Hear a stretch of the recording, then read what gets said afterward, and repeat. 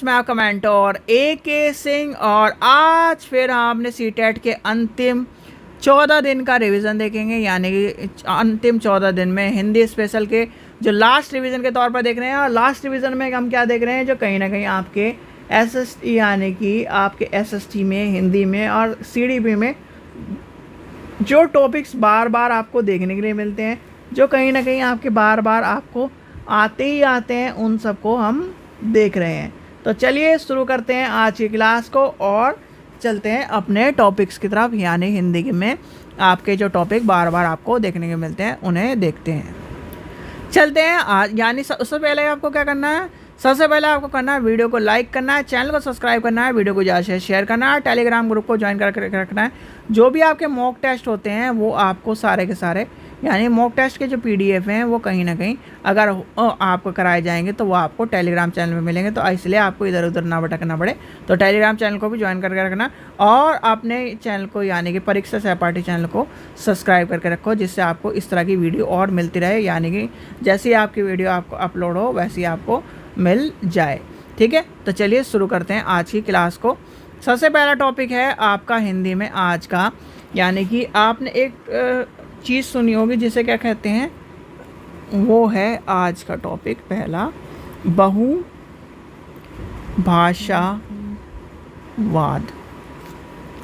अब ये है क्या, बहुभाषावाद में क्या इम्पोर्टेंट है, क्या चीज़, और ये आपका संस्कृत में भी आता है क्वेश्चन, ठीक है, और ये आपका इंग्लिश में भी आता है, ठीक है। यानी कि लैंग्वेज में language 1 L1 and L2 important है, इनमें क्वेश्चन पूछा जाता है। चाहे आप कोई सी भाषा हो, चाहे हिंदी के हो, उर्दू के हो, गणित के सॉरी हिंदी यानी 22 में से 22 कोई सी भी लैंग्वेज ले रखी हो, उसमें क्वेश्चन ये पूछा जा सकता है।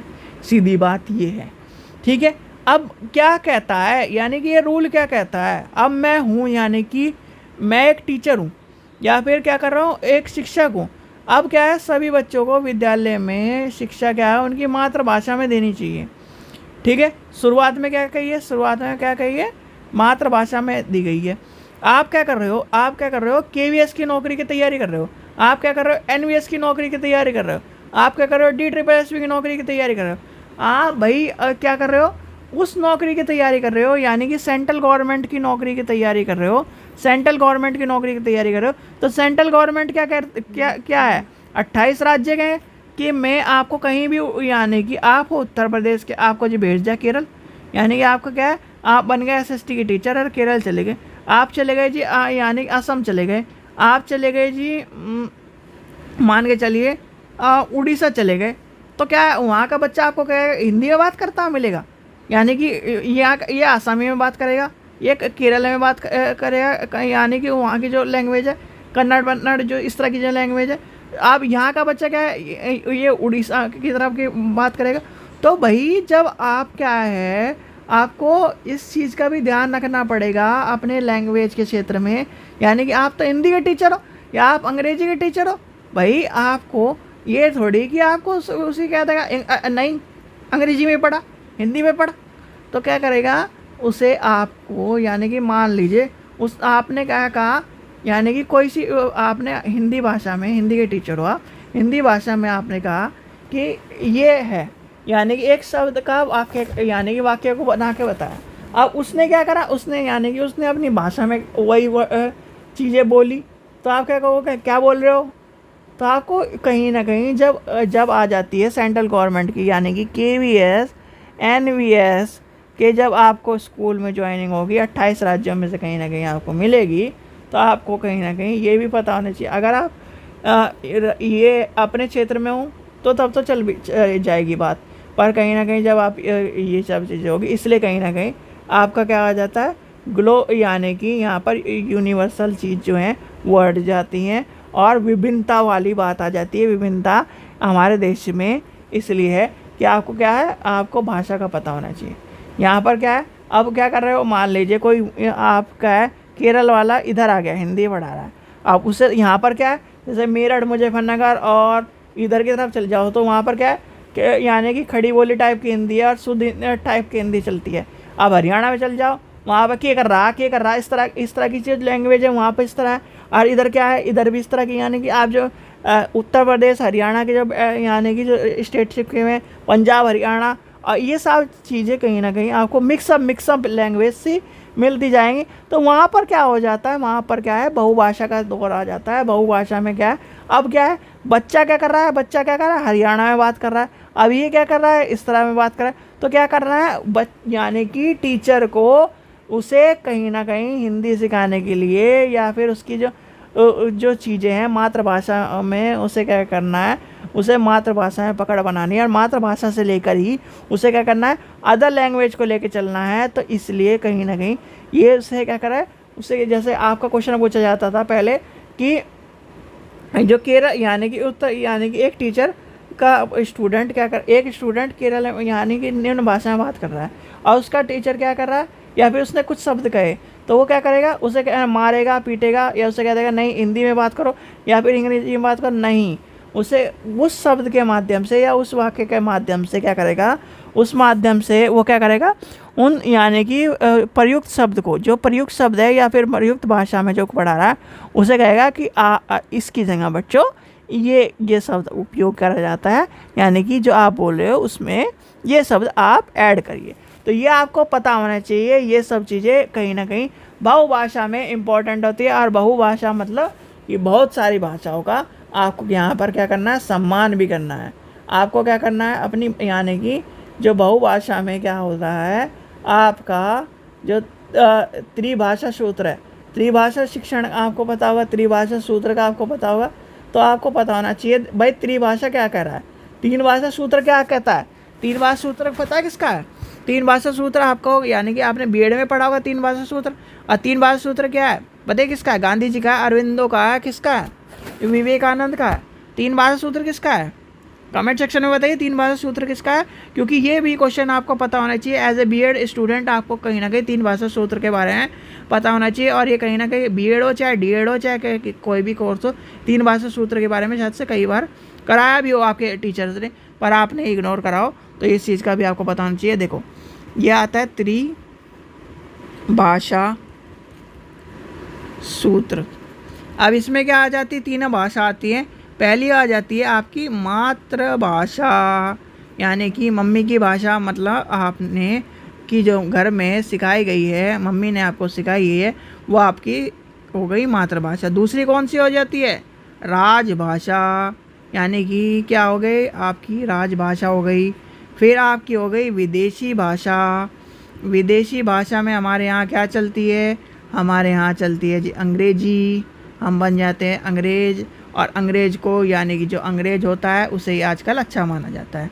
अब यानी कि वो एक कहावत है ना घर में, अब उस कहावत को यहाँ पर यूज़ करूँगा तो थोड़ा सा ठीक नहीं बैठेगा। भाई आप क्या हो, जैसे हमारे एक प्लेयर हैं नीरज चोपड़ा जी हैं, तो वो क्या करते हैं, वो जो उनसे कोई भी यानी कि अंग्रेजी में क्या करता है, उनसे सवाल पूछने लगता है या फिर कुछ भी पूछने लगता है, वो कहते हैं भाई तो हिंदी में पूछ ले मुझसे। क्यों, क्योंकि उन्हें हिंदी आती है। और वो क्या करते हैं, यानी कि भाई उन्हें चाहे अच्छी फर्राटेदार इंग्लिश आती हो, भाई उनका क्या कहना है क्योंकि मुझे भाई हिंदी में पूछ ले, नहीं आती मुझे अंग्रेजी, चलो नहीं आती। भाई सीधी बात ही है, अपनी यानी कि भाषा क्या है, भाषा क्या है, भाषा आपको मैंने बताया था, भाषा क्या होती है, अपने विचारों को प्रकट करने का एक साधन है। चाहे आप हिंदी में कर लो, चाहे हिंदी में इंग्लिश में कर लो भाई। और दूसरा क्या है, वो क्या है, अपने विचारों को प्रकट करने का है। और दूसरा यानी कि ज्ञान, यानी कि विचारों से ज्ञान प्राप्त करने का साधन है। भाई आपको क्या कर रहा हूँ, मैं हिंदी में क्या कर रहा हूँ, अंग्रेजी में बता सकता हूँ। अंग्रेजी मुझे आती होगी तो मैं अंग्रेजी में बताऊँगा। अंग्रेजी जिसे अंग्रेजी आती होगी वो अंग्रेजी में सुनेगा और समझेगा भी। तो ये कहीं ना कहीं क्या है, एक माध्यम है जिससे क्या करते हैं, हम अपने ज्ञान में इजाफा करते हैं, अपने ज्ञान में सूचना को प्राप्त करते हैं। ये क्या है, भाषा क्या है, माध्यम है। और त्रिभाषा सूत्र के बारे में कमेंट सेक्शन में बताइए कि त्रिभाषा सूत्र किसने दिया था, यानी कि किसने दिया है। गांधी जी ने दिया है, अरविंदो ने दिया है, विवेकानंद जी ने दिया है, और कौन कह रहा है, यानी 3-4 नाम और जोड़ लो, उनमें से बताओ कि आपका किसने दिया है। ठीक है, तो ये आपको पता होना चाहिए कि कहीं ना कहीं आपका जो त्रिभाषा सूत्र है वो भी आपको पता होना चाहिए। चलिए आगे चलते हैं। भाषा के ऊपर आपको पता होना चाहिए। जैसे आपकी क्या है भाषा, जैसे आपकी मान के चलते हैं, अब हिंदी भाषा को लेके चलते हैं या फिर किसी को अंग्रेजी भाषा को। अब हिंदी भाषा क्या है, हिंदी भाषा किस में लिखी जाती है, देवनागरी लिपि में। अंग्रेजी भाषा क्या है, रोमन लिपि में लिखी जाती है। जैसे और कौन सी पंजाबी भाषा है, वो पंजाबी भाषा किस में लिखी जाती है, गुरुमुखी लिपि में। तो ये भी आपको क्या पता होना चाहिए, किस भाषा को किस तरह से लिखा जाता है। अब आपने देखा होगा कि उर्दू क्या है, उर्दू इस तरह से यानी कि उल्ट यहाँ से यहाँ तक लिखी जाती है। आपने एक भाषा के, मैं आपसे क्वेश्चन पूछता हूँ कि एक भाषा कौन सी ऐसी भाषा है जिसे इस तरह इस तरह इस तरह इस तरह इस तरह लिखा गया है। कमेंट सेक्शन में ये बताना, एसएसटी के स्टूडेंट ज़रूर बताना कि ये कौन सी भाषा है जो इस तरह इस तरह इस तरह लिखी गई है। ठीक है, चलिए नेक्स्ट क्वेश्चन देखते हैं। नेक्स्ट क्वेश्चन आपका क्या इंपॉर्टेंट है, पाठन सामग्री के ऊपर आपको बता दिया था मैंने कि पाठन सामग्री के ऊपर विद्यार्थी यानी विद्यार्थियों के आपका लिखने के बारे में कोई यानी कि जो इम्पोर्टेंट चीज़ आती है वो आपको पता होना चाहिए। देखो, एक जब आपका पाठन हो यानी कि छात्र लेख पाठ या फिर नकल करता है या फिर उसकी चीज़ों का, यानी कि नकल का मतलब जैसे आप क्या करते हो कि पहले क्या करते थे, यानी छोटे बच्चे थे तो आपको क्या कहते, आपको क्या कराया जाता, नकल कराई जाती थी। नकल क्या होती थी, जो लिखा है उसे लिखो। ठीक है, और एक आपने सुना होगा कि जब आपको क्या है मैडम बोलती थी और आप लिखते थे, वो डिक्टेशन, तो वो भी आपको पता होना चाहिए। तो ये सब चीज़ें क्यों इंपॉर्टेंट है, क्योंकि जिससे क्या है आप चीज़ें, और कहीं ना कहीं आज के बच्चे क्यों पिछड़ते जा रहे हैं। देखो, शिक्षक की कमी है वो मैं मानता हूँ, शिक्षक की कमी है वो भी है। दूसरा क्या है, शिक्षक पढ़ाना नहीं चाहते। ठीक है, तीसरा क्या कारण है, बच्चे पढ़ना नहीं चाहते। सारी कमी यहीं पर भी आती है। यानी कि कमी क्या है, कमी एक, यानी ताली एक हाथ से नहीं बजती, ताली को बजाने के लिए दोनों हाथों की ज़रूरत पड़ती है। तो इसलिए कहीं ना कहीं आपको सब चीज़ें, भाई आप अच्छे टीचर हो, ठीक है, आप क्या कर रहे हो, पूरा एफर्ट डाल रहे हो अपने बच्चे को पढ़ाने के लिए, पूरा एफर्ट डाल रहे हो, पर कहीं ना कहीं बच्चा क्या कर रहा है, पढ़ना ही नहीं चाहता। क्यों? क्योंकि आप क्या कर रहे हो, अपने पुराने मॉडल पे लेके चल रहे हो। आपको क्या है, यानी कि समय भी आपकी क्या है, नई चीज़ों को भी परिवर्तन करना पड़ता है। तो ये भी आपको पता होना चाहिए।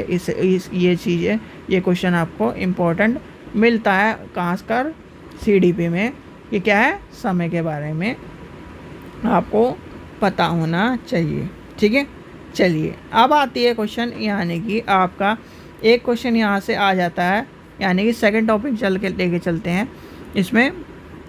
इसमें सेकंड टॉपिक आता है आपका कि जो आपकी भाषा है, यानी कि भाषा के लिए आदर्श पाठ्य पुस्तक क्या है, भाषा की आदर्श पाठ्य पुस्तक। ठीक है, पाठ्य पुस्तक के बारे में पूछा गया है। अब जो पाठ्य पुस्तक होगी, देखो किसी चीज़ की पाठ्य पुस्तक हो, पहले तो उसमें आनी चाहिए एज के अनुसार चलना चाहिए उसे। ठीक है, फिर सिलेबस अकॉर्डिंग। ठीक है, फिर क्या है, उसका ओवरऑल डेवलपमेंट, यानी कि ओवरऑल जो है, ओवरऑल डेवलपमेंट किसका करना है, ओवरऑल डेवलपमेंट आपका नहीं करना, बच्चे करना है। ठीक है, ओवरऑल डेवलपमेंट कर दे। भाई आपके ने देखा होगा जब कहानी की, यानी कि पहली कहानी क्या करती है, वो क्या करेगी, यानी कि 10 लाइनें होगी, फिर धीरे धीरे बढ़ती चल जाएंगी। अब जो पहली कहानी होगी और जो आखिरी कहानी होगी उसे ध्यान से देखिए। पहली कहानी थोड़ी आसान होगी, वो रोचक होगी। क्यों? क्योंकि वो इसी तरह से बनाएगी। आप कोई भी चैप्टर, यानी कि पाठ्य पुस्तक का कोई भी क्लास के चैप्टर उठा लीजिए, पहला जो पाठ होगा वो आसान होगा, हल्का होगा, क्योंकि कहीं ना कहीं उसमें सारी चीज़ें, भले ही आप क्या ये कहो कि ये तो इंट्रोडक्शन के तौर पर है, नहीं, उसमें कहीं ना कहीं चीज़ें आसान होंगी, हल्की होंगी, और ये सब चीज़ें आपके लिए इम्पोर्टेंट होगी। तो यानी कि भाषा की आदर्श जो पाठ्य पुस्तक होती है, उसमें हमें क्या करना पड़ता है, वो क्या है, एक तो प्रमाणिक सामग्री होनी चाहिए। भाई प्रमाणिक सामग्री क्या होनी चाहिए, सबसे पहले होनी चाहिए कि भाई इसके प्रमाण होने चाहिए। अब ये कह देगी जी कि अकबर को किसी, यानी कि एक राह चलते आदमी ने मार दिया, या फिर क्या है, एक ये सैनिक ने मारा था, उससे भाई ये क्या है, अफवाह हो गई, या फिर एक तरह से फैक्टबल चीज़ नहीं है तो उसका फैक्ट होना चाहिए। तो यानी कि ये सब सामग्री क्या होती है, प्रमाणित होनी चाहिए, प्रमाण होना चाहिए उसका। तो ये सब चीज़ें कहीं ना कहीं प्रमाणित होनी चाहिए, और ख़ासकर भाषा में क्या है, प्रमाणित चीज़ें चलती हैं। फिर क्या आता है, विभिन्न विधि यानी कि विधियों की सामग्री होनी चाहिए। ठीक है, कि क्या है, बारिश आई छम छम छम, इस तरह से जो कहानी बनाते हैं तब उसमें लयबद्धता होनी चाहिए, यानी कि शब्दों का सही उपयोग होना चाहिए, अशुद्धि होनी चाहिए, यानी कि उसमें क्या है, एक तरह से अशुद्धि जो है क्या है, अशुद्धियाँ कम होनी चाहिए, सॉरी अशुद्धियाँ कम होनी चाहिए। पहली बात तो ना हो, कभी भी जब हम क्या करते हैं, खासकर लैंग्वेज में लेके चलते हैं, जब यानी कि भाषा की बात लेके चलते हैं, तो क्या करते हैं, अशुद्धियों को एक बार नहीं 10 बार चेक करा जाता है। पहली बात तो जब बुक होती है चेक, तब रिव्यू यानी कि वो रिव्यू यूनिट में जाती है, जब आप बुक बनाओगे तो रिव्यू यूनिट के बारे में आपको पता होना चाहिए। तो वहाँ पर क्या है, सारी की सारी मिस्टेक हटा दी जाती हैं। तो रिव्यू यूनिट में बहुत सी जो अच्छी अच्छी बुक हैं, जो जैसे NBT है, NCERTs हैं, उनमें क्या करता है, डबल बार रिव्यू में जाती हैं, जिससे क्या होती है, वो चेक होती है उसकी भाषा, और वो कहीं ना कहीं चेक होने से पता चलता है कि इसमें ये कमी है और ये सारी चीज़ें उसकी लैंग्वेज को। ठीक है, तो भाषा में क्या होना चाहिए, भाषा में शुद्धता होनी चाहिए, भाषा की यानी कि जो शब्दों का जो अशुद्धियाँ हैं उन्हें नहीं होना चाहिए। तो ये सब चीज़ें क्या हैं, भाषा के आदर्श पाठ्य पुस्तक में इम्पॉर्टेंट होना चाहिए। और ख़ासकर भाषा की जो किताबें हैं उसमें कहीं ना कहीं चित्र होने चाहिए, या फिर चित्रात्मक होनी चाहिए, जिससे क्या है, वह जो भी पाठ उसे यानी जो भी पाठक उसे पढ़े तो वो कहीं ना कहीं उसके लिए एक तरह से अच्छी और कहीं ना कहीं सुगम पुस्तक के रूप में कार्य करे। ठीक है, चलिए आगे चलते हैं, आगे देखते हैं, नेक्स्ट टॉपिक देखते हैं आपका। चलिए नेक्स्ट चलते हैं, नेक्स्ट आपका टॉपिक आता है, यानी कि तीसरा टॉपिक चलते हैं, ये आपका लास्ट टॉपिक है यानी कि हिंदी में। नेक्स्ट आपका आता है कि विद्यालय में, यानी कि विद्यालय में भारतीय भाषा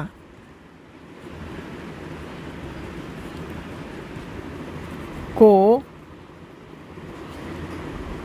सुन्नत करने के लिए करने वाला भारत सरकार का कार्यक्रम कौन सा है, कार्यक्रम। ठीक है, तो ये कौन सा है कार्यक्रम, अब ये आपको पता होना चाहिए। देखो, विद्यालय में भारतीय भाषाओं के एक तरह से जो इस तरह की जो सरकारी कार्यक्रम की बात आती है, तो वो क्या है, एक भारत श्रेष्ठ भारत के ऊपर आपको पता होना चाहिए। क्या है, एक भारत श्रेष्ठ भारत, लिख लीजिए,